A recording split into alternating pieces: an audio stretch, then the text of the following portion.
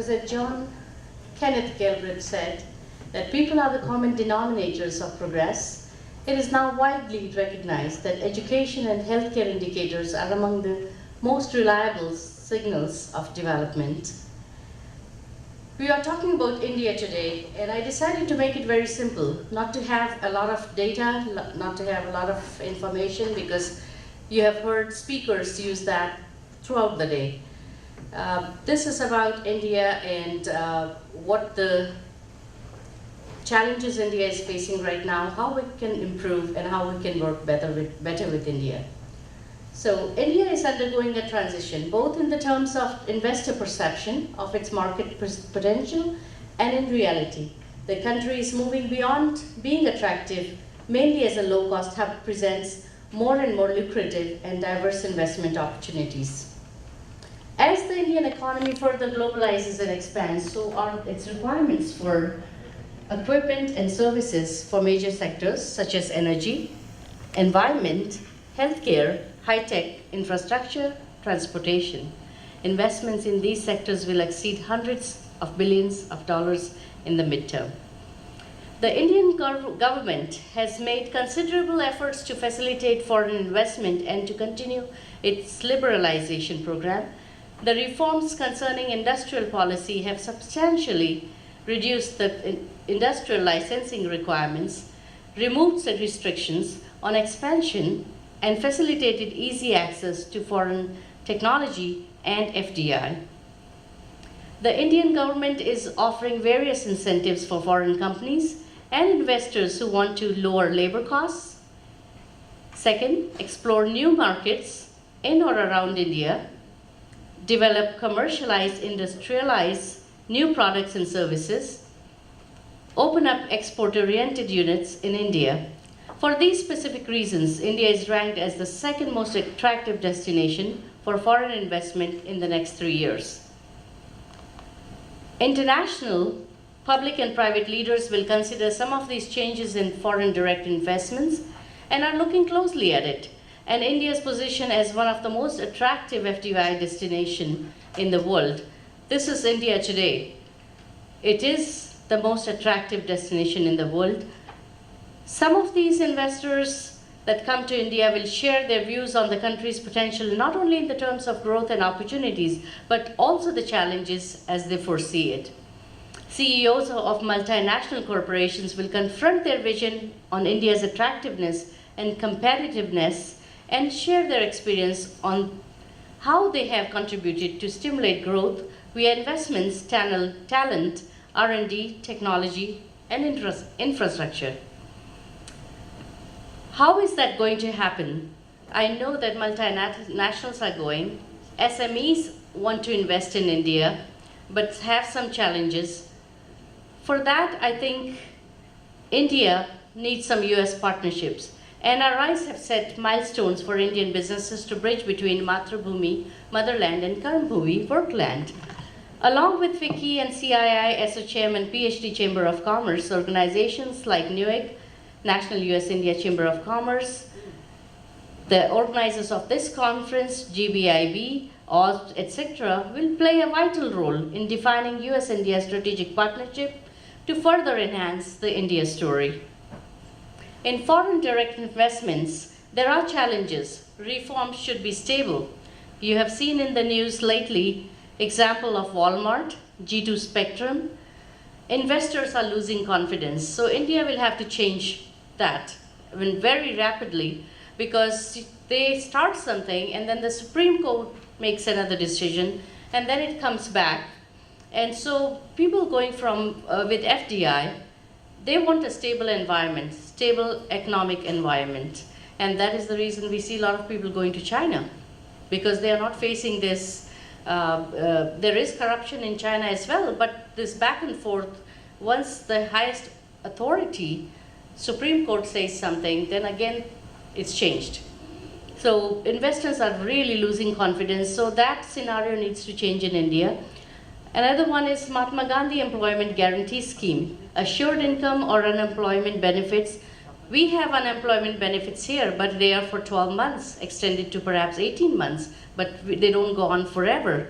India does not have a time limit on those. And that is detrimental to the industries because it demoralizes people, demotivates people. People don't want to work because they are going to get paid anyway. Per capita unit output will be more expensive, therefore taxing to the industries that are hiring these people. India's growing challenge where reform is needed big time, and this is not coming from Purnima, this is coming from ABA, which is Bar Association of American Lawyers. This one is very real. Offices of all foreign law firms not apply US firms were closed by the government of India several years ago, and lawyers from other countries were prohibited from practicing their home-based law in India.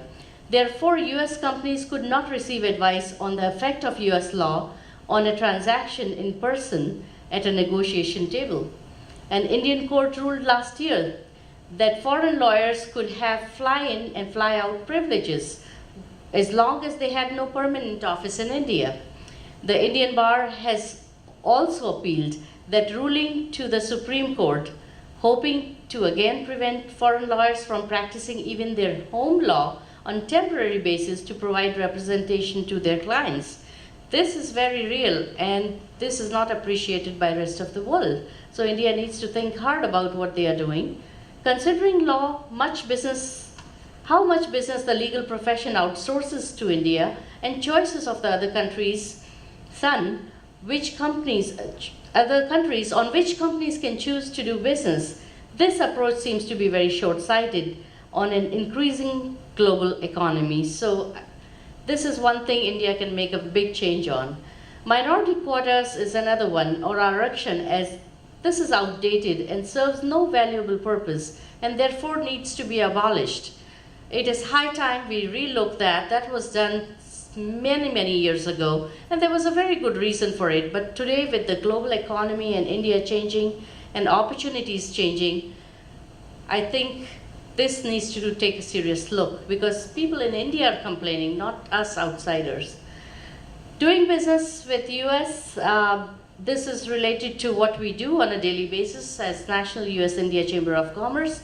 Key factors to doing business successfully in US include finding good partners who have the knowledge of the local markets and procedural issues, good planning, aggressive due diligence and follow-up, and patience and commitment. What does NUICC do? We find partners and agents. New business must address issues and self-channels, distributions and marketing practices, and pricing and labeling and protection of intellectual property. Relationships and personal meetings with the potential agents are extremely important. It's in both the countries. Due diligence is strongly recommended in the United States as well as India. Geographic diversity, I'm sure you can read all this, so I'll skip that. Market entry options, of course, using a subsidiary relationship on a joint venture with a US partner or using a liaison project or branch office is very much advised. National US-India Chamber of Commerce offers customized solution to help your business enter and succeed in the US and Indian markets. On US and India wide network of these trade specialists, we work one-on-one with you through every step of the exporting process, helping you to target the best markets, promote your products and services to qualified buyers, meet the best distributors and agents for your products and services. Now, these are some of the things we do. This is the advisory council I am representing the United States on, appointed by Secretary Gary Locke. And we are on the Minority Business Development Agency, which advises President Obama on growth and policy making of 5.8 million minority businesses of US, which attributes to trillion-dollar economy. That is an opportunity for India because, as I said, minority is Arakshan related in India. So India does not understand the term minority businesses that we use here, which is MBEs, which is similar to SBEs, which is small business enterprises. MBE is minority business enterprises, and minority term in the United States is women-owned business, African-American-owned business, Asian-owned business, which is, we Indians fall under that. as well as Latino and so forth. So this is the term for minority. And minority business doesn't have to be a small business. It could be a $200 million business. So minorities are not by any means small business. They have multi-billion-dollar industries as well, but owned by the minority. For this very reason, the Chamber of Commerce took a lead and requested Ambassador Nirupama Raoji to host a reception for 100 chosen minorities representing that community at the best at the Embassy of India in Washington, D.C., which we were successful in doing, and there was a panel discussion. So that is the first seed we have planted in this effort of letting India know the lucrative minority businesses here and the trillion-dollar economy. So hopefully we'll see delegations coming in and doing joint ventures with these minority businesses, and we also hope to take these businesses to India when we go to India on trade missions.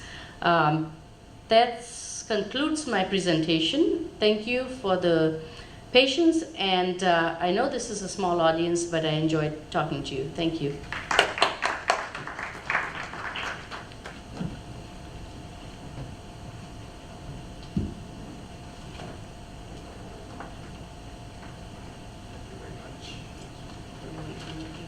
I would now request Sushmita to come here. Basically, let's look at what she has to say about Develop India.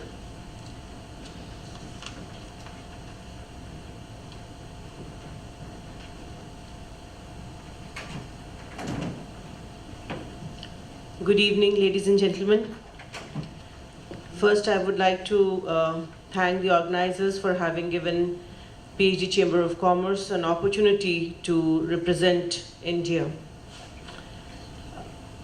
I think since yesterday we have heard about everything possible under the sun about India, and there's nothing much that needs to be said because India certainly is moving towards development at a very fast pace. A little about the Chamber, those of you who do not know about the Chamber, PhD is a 107-year-old organization, and we have 6 focus areas, and we are focusing on infrastructure, education and capacity building, affordable housing, agriculture and agribusiness, healthcare and industrial development. And we work across all the northern states of the country and the central states. And now we have also started working in Bihar. So 11 states and 1 union territory is what we service. I will not talk about India's potential as an investment destination. Purnima, I think, has done a very, very good job. And she has talked about the government of India's strategies and some of their plans to bring in investment and how US and India can work together. But I would like to speak about a concept which came to my mind in the morning. If I think of India as a destination for investment, I feel that we should promote Brand India.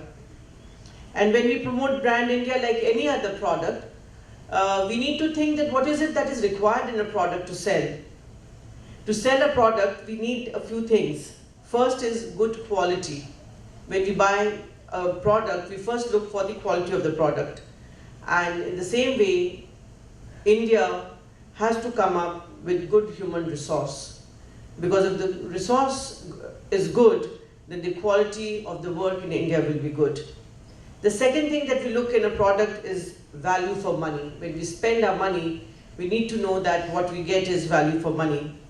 And value for money in India can only be brought about with education and healthcare. If people are educated well there, they have awareness and they have skill development, they can get value for money. And that comes out from the institutions which bring in good value in education and in healthcare, because healthcare is another very important thing. And in every small village, we need to create good healthcare. Again, when we go to buy a product, we see whether that product is effective, whether it actually works the way it should work. So if India needs to sell, it needs to be effective and therefore our infrastructure has to be good. Our roads, our ports, power situation, all that has to be improved to reach the international standard. The last but not the least is the packaging and marketing. India actually has to be packaged well and it has to be marketed well. And any product is sustainable only when it is packaged well and it also stays for the time it promises to stay. That means that if somebody goes with a project, the project needs to be finished in time, otherwise it loses its value. India certainly is at crossroads, but the youth that we are talking about is neither positive nor negative at this point of time. It can only turn into a positive force if proper skill development and education is done. And education is just not about books, but it is also about creating awareness amongst people. They need to be aware of things that are happening and not only bookish education. There is a huge lack of sensitivity amongst the people in India. One portion of India, which is Bharat, does not really know what is happening around them. When I say Bharat, I do not mean a literal translation in Hindi. I wish to point towards those people who live in innumerable villages in India who are totally cut off from technology, from basic understanding of issues, and where knowledge doesn't reach. We really need to serve them. We need to give to the people the power to plan, to strategize, and ensure sincere implementation. There cannot be a shortcut to any kind of implementation because it affects the quality of the work that we do. And this is something which we all need to understand. And at the end of my, whatever I had to say, I also wish to tell you that at PhD Chamber, we have started, in fact, when we had the President, Mr. Bhandari, was a president last year, we started this initiative which we called CSR, India My Responsibility. And it is not only CSR, only when we think of India as a responsibility can we actually take it forward, not only for the progress of the country at large, but also human development.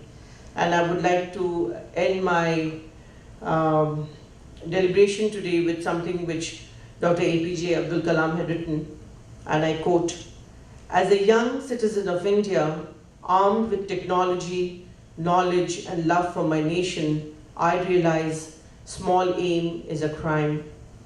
I will work and sweat for a great vision, the vision of transforming India into a developed nation, powered by economic strength with value system.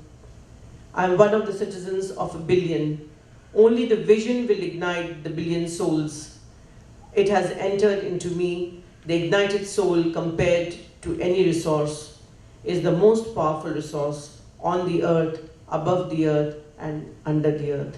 I will keep the lamp of knowledge burning to achieve the vision, develop India," unquote. Thank you.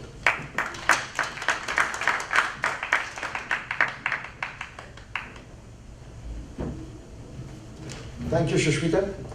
Sorry, the audience because got divided, but we had really seen both of them making justice to their role. And any one of you have any question to ask is welcome. I have a question for, yes please. Yeah, we came here, we worked hard and made our living, and after 25, 30 years, we're perceived as a robber, so you came here to rob this country. Now when you want to make investment to back home, with a full briefcase of money in it, they say just leave the money. We don't want you to rob our country. I don't know where we are. They have to change. They have enough investment, they have to change. I think both speakers. I'm sorry, I really didn't understand your question. You mean to say that when you go to invest in India? You go to invest in India for a general thing, they think that as if you are coming to rob the country, No, I think there's some kind of. I think it's turned down the same perception, but the only difference here we came with few dollars and made our living, and then we're going with money, and there's no, law.